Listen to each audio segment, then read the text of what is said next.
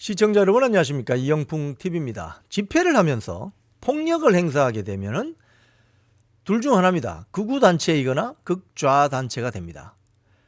대한민국은 집회, 결사, 언론, 출판의 자유가 있기 때문에 누구든지 공산당 활동을 공개적으로 하지 않는 이상 집회도 마음대로 신고하면 할 수 있고, 또 서적도 마음대로 출판할 수 있고, 언론 자유 마음대로 떠들 수 있습니다. 심지어 윤석열 정권 들어서고 나서 대통령실 출입 기자는 삼선 슬리퍼 신고 출근하는 대통령 뒤통수에다 대고 고함을 지르는 그런 언론 자유도 있습니다. 그런데 집회 현장에서 폭력을 행사하거나 경찰관을 폭행하면 그건 어떻게 되겠습니까? 그건 바로 극우나 극좌 단체가 되는 거죠. 본인의 정치적인 의사를 상대방에게 강요하기 위해서 또는 그 과정에서 폭력이 수반된다면 그건 극성단체, 극렬단체가 되는 것입니다. 자, 지난 주말에 광화문, 서울시청 앞, 그리고 덕수궁 대한문 일대에서 집회가 열렸습니다.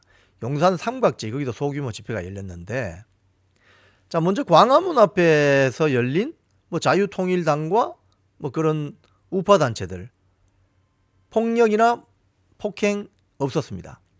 그 다음 용산 삼각지 인근에 있었던 신자유연대 이런 우파단체들 폭력행위, 폭력행사 없었습니다.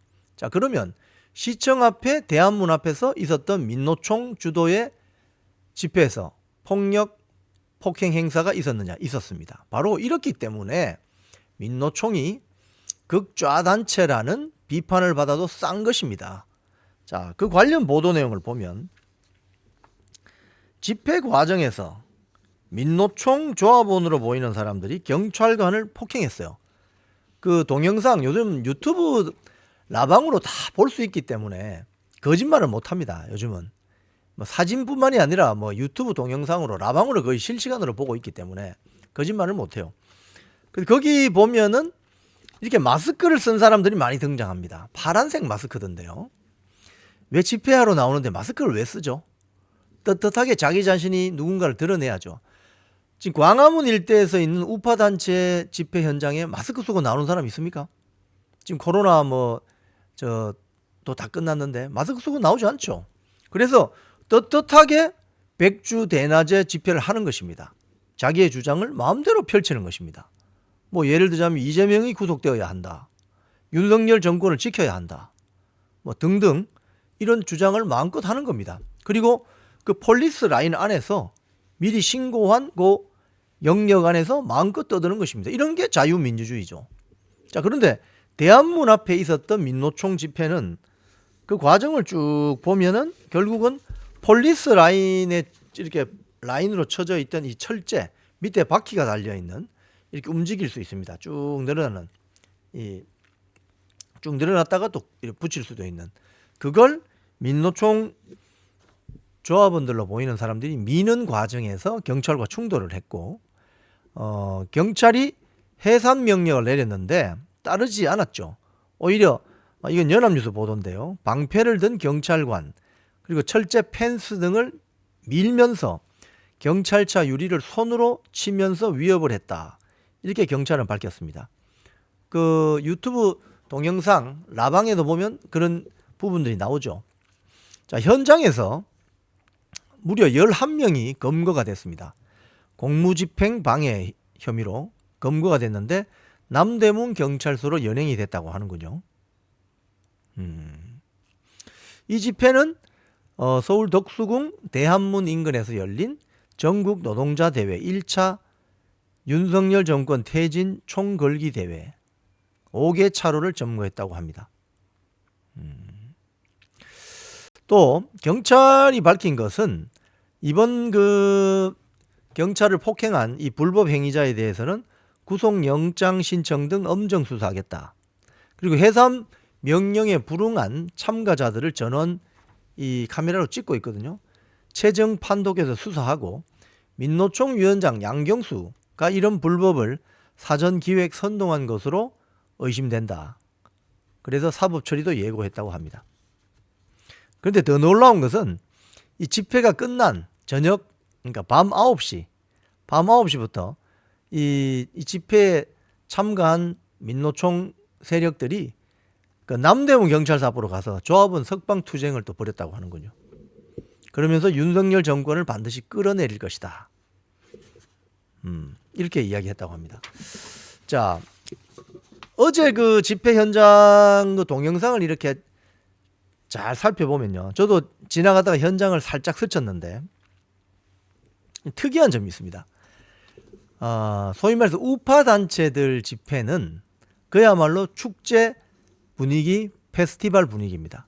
태극기, 성조기, 뭐 심지어 이스라엘 깃발까지 흔들면서 그야말로 유행가 또는 어떤 신나는 음악에 맞추어서 춤추고 노래하고 뭐 박수치고 또 강연자들이 또 연설을 하면 연설을 듣고 같이 호응하는 이런 질서정연한 모습을 보인 반면 민노총 등 좌파 단체들이 집회 현장으로 가는 장면들을 가만히 곰곰이 살펴보면 이렇습니다. 일단 마스크 쓴 사람들이 많습니다. 자신의 얼굴이 노출되기를 꺼리는 사람들이 많습니다. 파란색 마스크를 썼던데요. 이렇게 목 뒤로 감는 마스크. 추운 겨울철에 등산할 때 쓰는 마스크 같은 거 있잖아요. 이 눈만 보이게 해서 이렇게 뒤쪽으로 돌아가는 딱 위에서 끼는 마스크. 그건 뭡니까? 무슨 짓을 하기 위해서 나온다는 거죠. 자신의 신분이 노출되지 않고. 그리고 입고 있는 점퍼들도 비슷해요. 그럼 누가 어떻게 했는지 잘 모르는 거죠. 그런 점이 하나 있고 또 하나 그 특이한 점은 좌파 단체의 집회에 참석하러 가는 분들은 이 라방을 통해서 보면은 또는 집회 현장에 보면은 다 동원된 인력들입니다. 그러니까 민노총 무슨 본부 무슨 지부에서 뭐 전임자들이나 노조 집행부나 이런 세력들이 다 동원되어서 가는 거죠. 그래서 아까 제가 말씀드린 광화문 앞에 우파 단체가 자발적으로 나와가지고 태극기, 성조기 흔들면서 성조기를 왜 흔들겠어요? 한미동맹 때문에 그렇거든요. 그걸 흔들면서 신나게 노는 페스티벌 같은 집회. 그리고 좌파 단체는 동원된 인력들이 마스크 쓰고 나와서 결국 경찰관을 폭행하는 집회. 이거 완전히 다른 거죠. 흔히들 그런 이야기를 합니다. 좌익과 좌파의 속성은 기만, 사기, 폭력, 뭐 거짓말, 뭐 이런 게 좌파들의 속성이라고 이야기하죠. 즉 공산주의 세력을 이야기할 때. 어제 그 서울 도심에서 있었던 이 좌우파 단체의 집회를 보면 뭐 숫자도 이제 좌파 단체가 숫자가 많다고 할 수도 없어요. 왜? 동원되기 때문에. 민노총 조직이 동원되기 때문에. 그건 자발적으로 참여한 게 아닙니다. 지령이 내려가는 거죠. 다. 그런데 이 우파 단체는 자발적으로 나오는 거죠. 물론 아름아름 연락해서 하는 건데 자발적으로 나오니까 신나게 두드리고 놀면서 자기의 정치적인 의사를 자유롭게 개진하는 겁니다. 좌파 단체는 뭔가 조직화되어 있고 경직화되어 있는 듯한 느낌. 옷도 비슷한 걸 입어요. 마스크를 써요. 결국 경찰관 폭행하잖아요. 이런 걸 보면 좌우파 단체의 집회 차이점을 알 수 있다. 그리고 MBC 제3노조 위원장을 하셨던 오정환 전 MBC 보도본부장이 프리즌 뉴스에 기고한 글을 보면 언론의 태도도 개탄스럽다 이렇게 이야기합니다. 즉 MBC 뉴스 데스크는 이재욱이라는 기자가 경찰관 폭행한 민노총 11명 1.5문장 방송하는데 그쳤다는 거예요. JTBC는 더 심했다. 심가은 기자가 현장 중계차에서 충돌이 벌어지기도 했다. 딱 4초 방송했다는 거예요. 이렇게 언론들이 이런 식으로 하니까 문제라는 거예요. 특히 또 이 오정환 본부장 말은 또 이런 게 있습니다. MBC 뉴스데스크는 좌우파 단체의 집회 리포트를 1분 40초 하는데 우파 집회에 배정한 것은 딱 17초. 그 다음 JTBC 뉴스룸은 근처 광화문 일대에선 보수단체들이 맞불 집회를 벌이고 있다. 딱 한 문장이 전부였다는 거예요. 대표적인 편파, 불공정 방송이라고 할 수 있죠.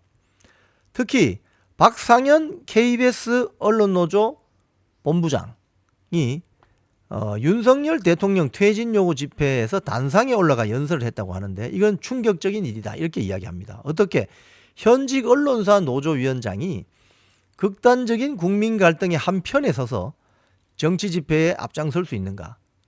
특히 박상현 KBS 언론노조 본부장은 기자 출신입니다. 이런 대목에서 언론노조의 정치적 정파성을 이해할 수 있다. 이렇게 볼 수 있죠. 좌우파 단체의 집회 현장, 한쪽은 자유분방, 한쪽은 폭력 집회. 이를 보도하는 MBC, JTBC, 그리고 거기 윤석열 퇴진운동 집회 단상에 올라간 KBS 노조위원장, KBS 언론노조, KBS 본부위원장, 이런 걸 보면 대한민국이 지금 어떻게 흘러가고 있거나 잘 알 수 있습니다. 지금까지 이영풍TV였습니다.